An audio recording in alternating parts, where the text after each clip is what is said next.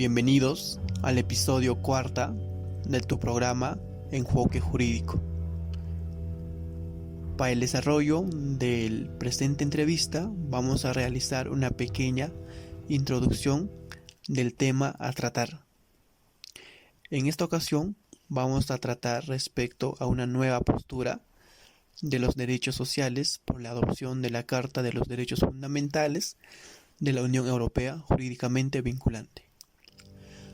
Los ponentes harán énfasis respecto si una facturación formal y la incorporación de los derechos sociales a un único catálogo, estos significarían también una revolución en cuanto a la protección de estos derechos, que se asocian tradicionalmente con un prudente acercamiento por parte de los estados nacionales, así como de la comunidad internacional. Sean todos bienvenidos a un nuevo programa de Enfoque Jurídico. El día de hoy nos acompañan 3 especialistas de talla internacional para hablar sobre un tema importante que tiene que ver con la Carta de los Derechos Fundamentales de la Unión Europea y sobre los derechos sociales. Entonces, en esta oportunidad nos acompaña la doctora Yanel Molina Trejo. Ella es catedrática de Derecho Internacional Público y además es secretaria general de la Corte Centroamericana de Justicia. También nos acompaña la doctora Ninosca Rocha Rodríguez. Ella es doctora en Ciencias Políticas por la Universidad Complutense de Madrid, con premios extraordinarios, y además posee maestrías en Relaciones Internacionales por la Universidad para la Paz de Naciones Unidas. Y por último está con nosotros también la doctora Etsa Micay Lugo Villafana. Ella es doctora por la Universidad Nacional Mayor de San Marcos y cuenta con maestrías en Derecho Internacional Público por la Pontificia Universidad Católica del Perú. Para comenzar esta primera parte de la entrevista, doctora Etsa, ¿podría usted indicarnos cuál sería el catálogo de los derechos sociales incorporados en la Carta de los Derechos Fundamentales de la Unión Europea? Ante todo, buenas tardes. Quiero agradecer la invitación al programa. Es para mí un placer poder estar conectada a través de este medio para poder hablar un poco más acerca del derecho de integración y pues en este caso hablar acerca de la Carta de los Derechos Fundamentales de la Unión Europea. Y también respecto a la pregunta, poder ver, ¿no?, cómo es que se incluyen los derechos sociales en esta Carta de la Unión Europea. Entonces tenemos que partir por conceptualizar qué son los derechos sociales. Estos, como nosotros podemos saber o tener conocimientos previos, son asignados tradicionalmente a los derechos de segunda generación, que son conocidos pues como derechos culturales, sociales y económicos, ¿no? Estos están conectados con la existencia de una regulación precisa para que de esta manera se pueda poner en marcha la norma internacional o constitucional que no es aplicable de manera general.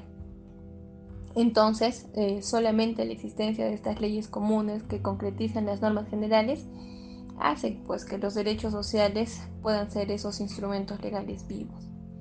Estos derechos sociales y el carácter que los diferencia con los derechos de primera generación, referidos estos a los derechos civiles y políticos, se debe a que están conectados con cierta diversidad cultural. Sabemos que ambos son a nivel de derecho internacional clásico y también el derecho constitucional de los estados. En el caso de que están referidos al derecho internacional, podemos ver que los derechos sociales se suelen catalogar en documentos legales que van a ser autónomos y separados de los derechos de primera generación. Y respecto a ese derecho constitucional de los estados, lamentablemente, cuando se hace esa comparación de los catálogos constitucionales, pues aparecen diferencias significativas en cuanto al acceso de los derechos sociales, ya que muchas veces estos son ignorados en muchos textos constitucionales o son vistos como algo secundario, ¿no? Y por ello es que no son integrados con los derechos de primera generación. Eso es algo que tenemos que tener presente. Respecto entonces a ello, el catálogo incompleto se va a evidenciar dentro de esta Carta de los Derechos Fundamentales de la Unión Europea, ya que estos están incluidos en el título cuarto y se pueden dividir en dos grupos. En primer lugar están los derechos relacionados con el empleo, esto pues referido a los derechos que van a tener los trabajadores, y en segundo lugar tenemos a los derechos relacionados con la responsabilidad social. En el caso de los derechos relacionados con el empleo, se puede incluir el derecho de los trabajadores a la información y a la consulta dentro de la empresa, también ese derecho de acción colectiva y el derecho a la protección en el caso de un despido injustificado, ¿no? Estos derechos pueden englobarse o poder o se pueden catalogar, ¿no?, dentro de los derechos referidos al empleo. Y en la segunda categoría pues tenemos esas disposiciones sobre el estatus especial de la familia en la sociedad y de su protección. Y por ello es que dentro de este grupo está el derecho a la seguridad social, a la ayuda social, también un poco referido al derecho a la protección de la salud, el acceso a los servicios de interés económico general, y también están dentro de estos la protección del medio ambiente y la protección de los consumidores. Como hemos podido observar, o bueno, como han podido apreciar, es verdad que el título cuarto va a fijar algunos derechos sociales tradicionales que tienen los trabajadores, pero por otro lado también es verdad que a esta carta pues le faltan algunos derechos sociales, tales como el derecho a un salario justo o tal vez algunos ingresos mínimos, el derecho de los trabajadores a participar en la creación del medio ambiente y tal vez relacionado, ¿no?, con las condiciones laborales. Entonces nosotros podemos considerar que es algo arriesgado este enfoque selectivo que tiene esta Carta Fundamental de los Derechos, esta Carta de los Derechos Fundamentales, ¿no?, de la Unión Europea. Es por ello que Heimlach, Troitiño y Kichis consideran que las cartas sociales deberían de ser una norma mínima, ¿no?, y que no se pueden reducir por la aplicación e interpretación de la Carta de la Unión Europea. Y pues ellos tienen como argumento el hecho de que el preámbulo de la Carta declara que el catálogo de la Unión es solamente una reafirmación de los derechos ya incluidos en otros documentos. También el hecho de que el artículo 53 de la Carta prohíbe la restricción del nivel de protección de los derechos reconocidos por el derecho internacional y los acuerdos internacionales de los que forma parte de la Unión Europea. Y también tienen en cuenta el respeto por los derechos sociales fundamentales que se exponen en la Carta Social Europea, la cual pues va a figurar en el artículo 151 del Tratado de Funcionamiento de la Unión Europea, en la que se representan las disposiciones de programación iniciales del título 10, referido pues a la política social. En ese sentido, hemos visto que la Carta también se basa en un enfoque universalista de los derechos humanos y su objetivo es poder conservar y fortalecer la protección de los derechos fundamentales en Europa. Entonces, referido a la pregunta, ¿no?, hemos podido observar que el catálogo de los derechos sociales dentro de esta Carta de los Derechos Fundamentales de la Unión Europea es algo inestable, ¿no? Y un poco reducido, ¿no? Porque le faltan tal vez precisar algunos derechos que pueden incluirse. Y respecto a su interpretación, ¿no? También se menciona que tiene que interpretarse junto con otros tratados, ¿no?, con otros documentos que van a ayudar a que pueda ser un conjunto más elaborado. Eso es todo respecto a la pregunta. Muchas gracias. Muchas gracias, doctora, por la respuesta brindada. Ahora pasamos a interrogarle a la doctora Rocha. Doctora Rocha, ¿cuál es la importancia de las llamadas cláusulas de condicionalidad nacional en relación con muchos derechos sociales contenidos en la Carta? Muchas gracias por su invitación nuevamente a este magnífico programa. Respondiendo a su pregunta, las cláusulas de condicionalidad nacional o la interpretación de los derechos sociales meramente como principios, vamos a ver que estos son instrumentos restrictivos que pueden haber sido usados también con una relación, por ejemplo, como el derecho omitido o para un salario justo. Vamos a ver que si podemos aceptar las limitaciones por interpretación o aplicación de algunas medidas restrictivas, difícilmente podemos aceptar la omisión absoluta de algunos derechos sociales clásicos. Incluso la aceptación limitada es mucho mejor que la ignorancia de algunos derechos. Vamos a ver que también que existe el acceso reservado y sensible de los legisladores a los derechos sociales, que se puede ver en la inclusión de las llamadas cláusulas de condicionalidad nacional en relación con muchos derechos contenidos en el título 4 de la Carta. De acuerdo a estas cláusulas, el puro reconocimiento o la aplicación práctica de algunos derechos fundamentales es condicional y tiene que estar conforme con las leyes nacionales o incluso a la práctica nacional. Estas cláusulas están presentes también en otras secciones de la Carta, pero en relación con los derechos sociales, su existencia es más común. Veremos que la condicionalidad nacional aparece en las disposiciones relacionadas con el derecho de los trabajadores a la información y consulta en la empresa. Esto se encuentra en el artículo 27 de la Carta. El derecho de la negociación y de acción colectiva. También encontraremos el derecho a la protección en caso de despido injustificado, el derecho a la seguridad social y ayuda social, el derecho a la protección de la salud y el derecho también al acceso a los servicios de interés económico general. Prosiguiendo con la siguiente interrogante, doctora Yanel Molina Trejo, ¿cómo se explicaría la dicotomía que existe entre derechos y principios sociales dados en la Carta de Derechos Fundamentales de la Unión Europea?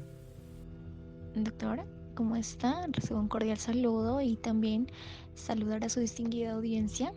Primero, darle el agradecimiento por la invitación y también expresarle mis congratulaciones a su distinguido programa. Bien, para responder la primera pregunta, es cierto que en la Carta conviven tanto principios como derechos. Sin embargo, es importante recordar lo que expresa el artículo 52 justamente con respecto a este tema.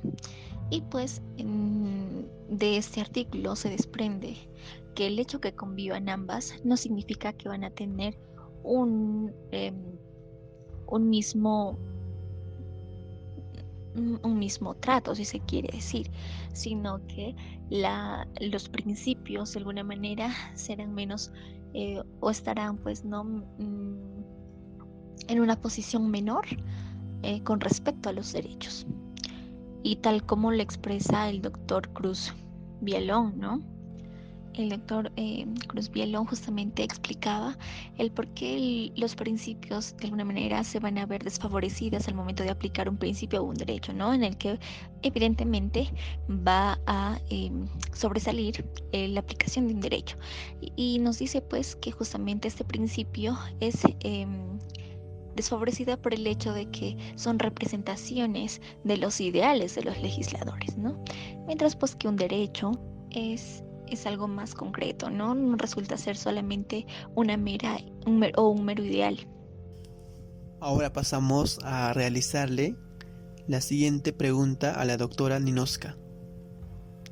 Doctora Ninoska, ¿de qué trata el protocolo número 30 y cuál es su relación con los derechos sociales incorporados en la Carta?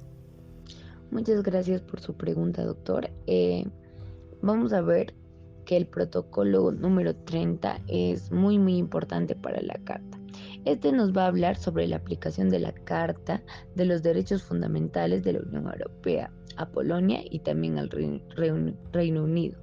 Este nos va a mencionar en su primer artículo que la Carta no amplía la competencia del Tribunal de Justicia de la Unión Europea ni de ningún otro órgano jurisdiccional de Polonia o de Reino Unido, para precisar que las disposiciones legales o reglamentarias o las disposiciones prácticas de acciones administrativas de Polonia o del Reino Unido sean incompatibles con los derechos,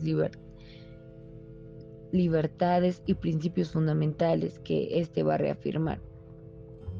Nos va a hablar en particular de no dejar en lugar a dudas nada de lo dispuesto en el título 4 de la Carta, donde crea los derechos que se pueden defender ante los órganos jurisdiccionales de Polonia y Reino Unido, salvo a la medida que a Polonia y Reino Unido hayan contemplado dichos derechos en su legislación nacional. También nos va a mencionar en su artículo 2 que cuando una disposición de la Carta se refiere a las legislaciones y prácticas nacionales, solo se va a aplicar tanto en Reino Unido o Polonia en la medida en que los derechos y principios que contiene se reconozcan en la legislación o en la práctica de ambos. Eso sería todo. Muchas gracias por su invitación al programa. Ya llegando a esta parte final del programa, doctora Yanel, a modo de conclusión, ¿cómo se entiende finalmente la inclusión de los derechos sociales en un catálogo único de derechos fundamentales instaurado por la Unión Europea? Bien, ya a modo de conclusión, doctor, los derechos sociales que están establecidos en la Carta de los Derechos Fundamentales de la Unión Europea no tuvieron un buen comienzo debido a que les faltó esa fuerza vinculante. ¿Y por qué menciono esto? Porque al momento de aparecer el suceso, ¿no?, que le quitó justamente esta fuerza vinculante fue el hecho de que el Reino Unido, uno de los países miembros, no quiso firmar dichos